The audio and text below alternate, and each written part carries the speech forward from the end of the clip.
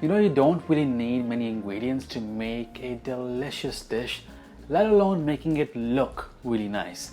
And that's what I'll show you with this lobster mac and cheese recipe. It might sound fancy, it might sound grand, but except the lobster tail and some Thai red chilies, you probably have everything else already in your fridge or your pantry.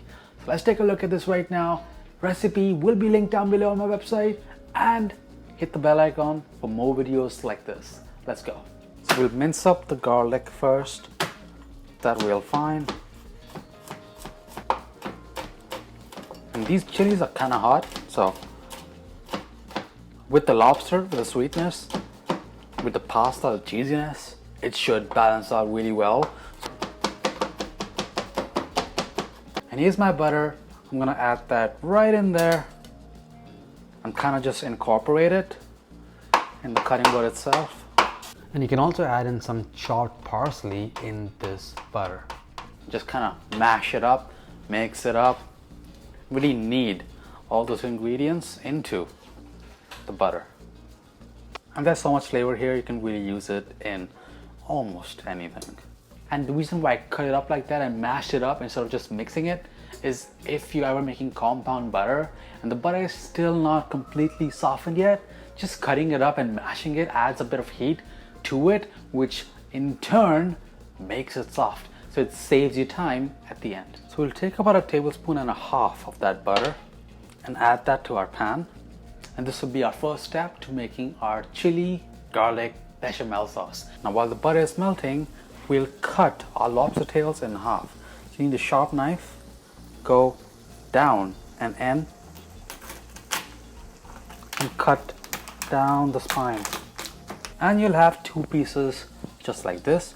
Make sure you check that there is no vein for the lobster, and if there is, take it out and then rinse this. Now grab these half tails and add it to the water. And we're cooking this only partly. We're cooking this for 1 to 2 minutes.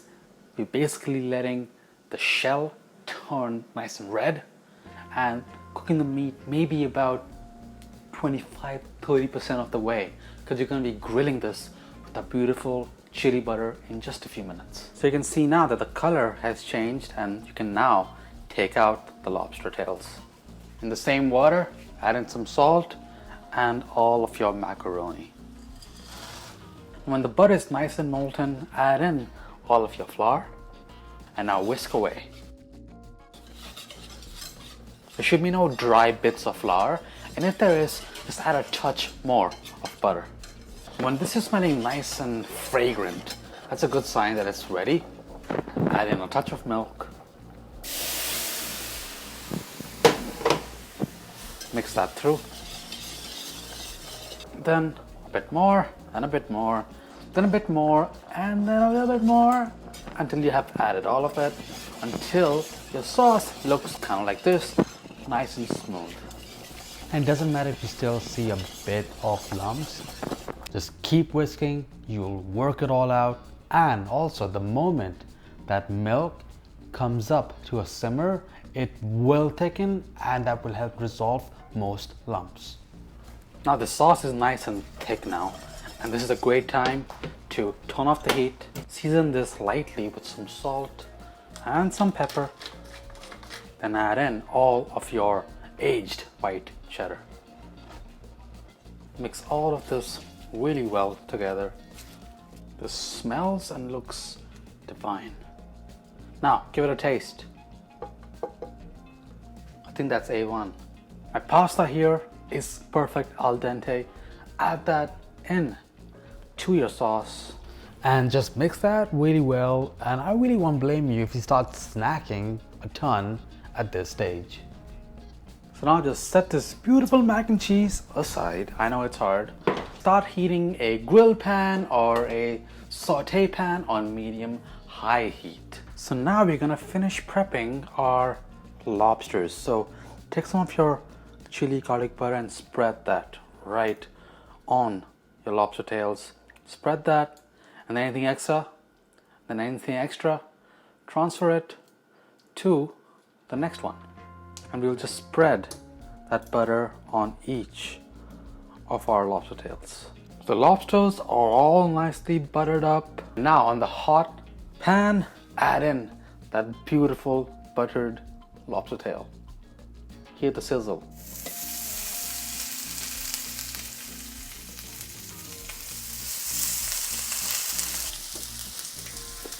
Now it's gonna get a bit smoky, so make sure you have your hood on, but that smokiness and that butter is gonna go right in to that lobster. Quick flip.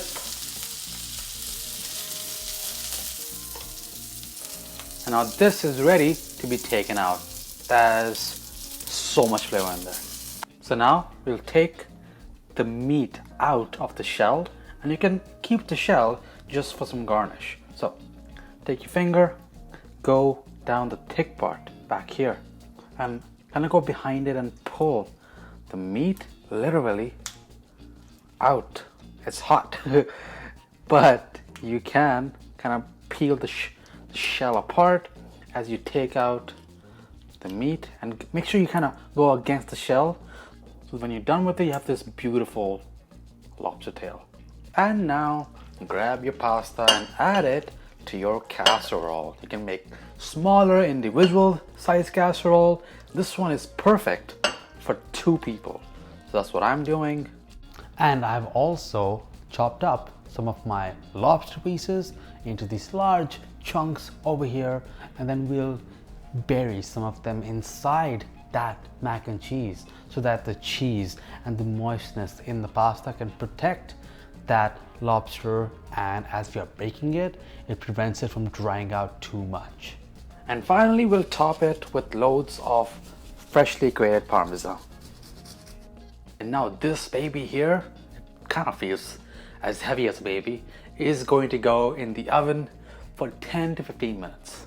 Now we want to protect that lobster. There's a lot of flavor in there. It's nice and juicy, so tucking it in the pasta, which is nice and moist, and topping it with the cheese, so when its fat releases, will keep our lobster from getting too dry.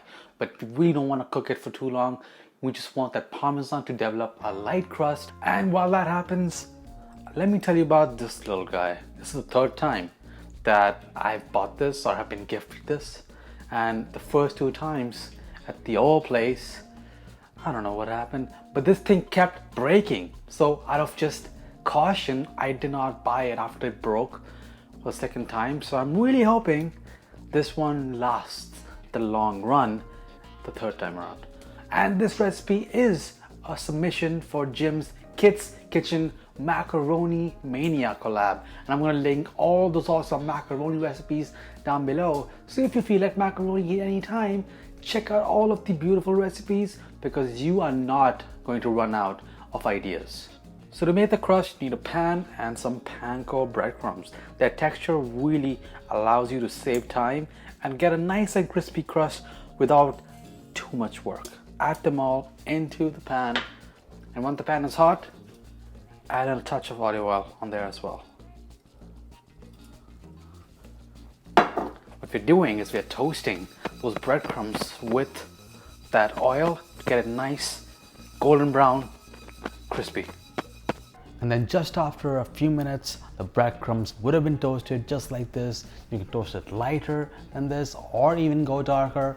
And now it's a perfect time to grab a casserole and top it generously with those breadcrumbs, and it really adds a nice crunch, a nice texture to this nice mac and cheese. This bite is amazing. That lobster is incorporated in every single part of that dish. And for those of you who found it surprising that I'll be making lobster mac and cheese given by these polls, I hope that you enjoyed this. And I'll see you all on the next one. Bye guys.